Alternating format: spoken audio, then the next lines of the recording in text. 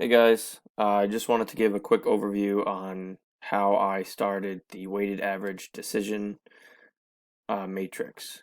I hope I'm just trying to make a quick video, maybe help you guys out to understand it a little better and show you my process of how I did it. So first thing obviously was to look at the requirements, and the first three are kind of redundant. We already did them. Um, the new stuff starts right here, the three alternative applications.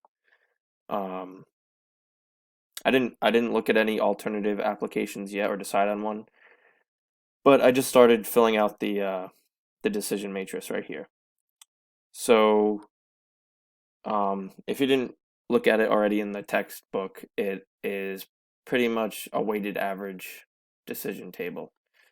Um, and what I use to kind of help me make this table is looking at the book and then using my processes. So the process is customer service. That's what I'm doing, customer service. And it's process one, and 1.1 is make appointment. If you can see, I'm pointing like you can see my finger. So you can see my mouse. It's right here, make appointment. So that's my P1.1 right here. And then I just did that for each one. P1.2, check in. Over here is check in. And then 1.3 is payment processing right here. 1.3 payment processing, and just did that for all the processes. I have five, follow up and scheduling, and then just add a weight to them. Check in, I put a 7 because it's important, but it's not critical, I guess, just because someone can just run over and tell the mechanics that the customer is here, but it's still pretty important, so I gave it a 7.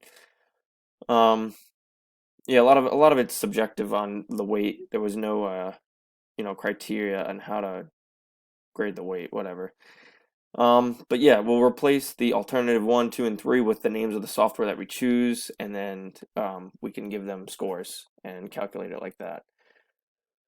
Um, yeah, I hope this helps. I know it's tough to kind of get everyone together with this going on, so I figured I'd make a short video and try to help.